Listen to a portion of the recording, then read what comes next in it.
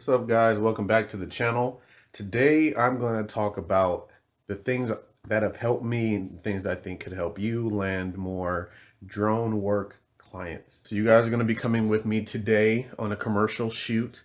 Pretty much the client just wanted some pictures of a property in a vacant lot. Normally construction companies or real estate companies will do this so they can canvas the area and build upon it, or just show how much land is available for purchase. And the reason I love these type of shoots so much is because they're super quick and it's an easy way just to make a couple $100. It doesn't really take that much of your time outside of driving. You're in and out in a couple minutes and then you get to enjoy the rest of your day. And if you're like me and you don't want to cram your week with a bunch of projects and then have a lot of people calling you and asking you, what the turnaround is, this is the type of work that would be perfect for you. So today I'm taking the Mavic 3 with the smart controller, and I have my license right here and my registration on top of my drone. Which brings me to my first tip. If you are planning on getting into this type of work, make sure you have your license. I think it's an assumption that people think they can get away with flying and getting paid for it, and the FAA not finding out. In fact, there have been many situations that I know where people are getting fined because they're flying without a license. And the only way you can do it, if you don't know, the only way you can fly a drone is if you're doing it recreationally, if you're doing it for fun. But if you're getting paid, if you're getting a check, just get a license. Getting a license was probably a lot harder than renewing it, because I just had to renew mine a couple weeks ago and I was able to do it from home, and it took me no time at all. But there was a link that I watched a couple times that helped me prepare for getting my license, and I'll leave that over here. I watched it 2 times and I passed with a 78%, which obviously is not great, but it's passing. And I wish they would have told me what things I got wrong so that I could have went back and studied it, but they didn't do that. But it's all crumpled up, but this is pretty much what it looks like when you pass. We actually have a lot of time to kill, so I'm gonna go get a workout in at my wife's gym and then come back home, shower, and get ready to go. So let's do that.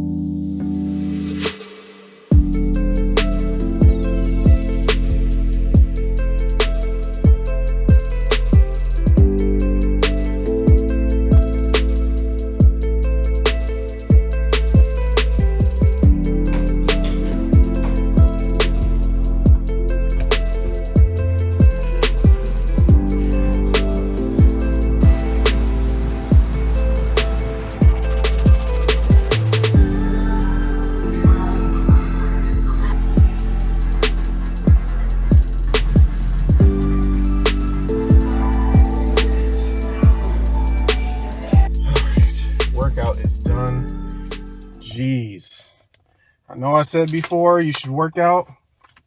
Don't listen to me, I'm crazy. No sane person would do that to themselves.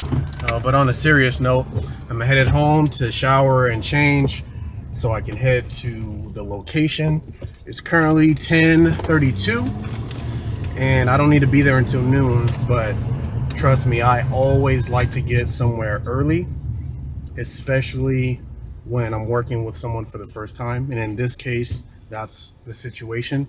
So I always like to be punctual, on time. You don't want your first impression to be, he's a late person. And that is actually my second tip. If you are gonna do this, a lot of the people that you'll be doing business with are realtors or construction companies. Some people that time is money, and you do not wanna start out your career picking up bad habits like being late or showing up on the dot. Trust me, being early is on time. And I feel like that shouldn't have to be said, but I'm gonna say it anyway. Be on time.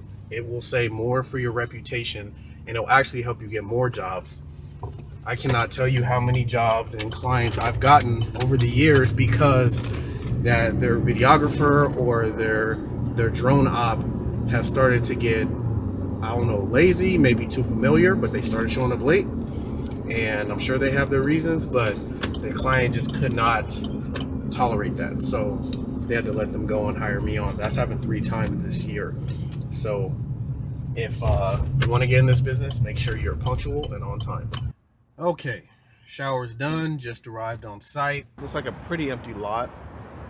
I know they want to get photos of this spot, probably the building next door, because that's where the trucking empty lot is.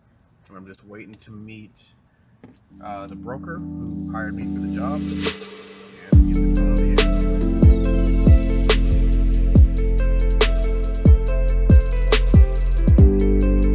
All right, so I just met with the client and he let me know the type of pictures he was looking for, which is perfect. It's not too difficult. I hope you guys can hear me okay because I'm literally right by a freeway, but we're gonna get this baby in the air and take care of it. It's about 6 pictures per building, and there was like 4 buildings along this road, so he doesn't want like a lot of the rooftop, which is perfect because that's really an ugly picture. Like when you go straight down, unless it's like a parking lot, nobody really wants to see the top of a building. They're trying to get like more structural, what can be done.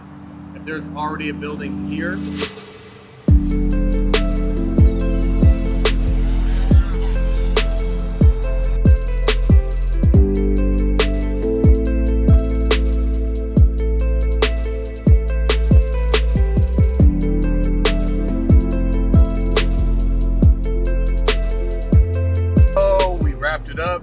not including travel.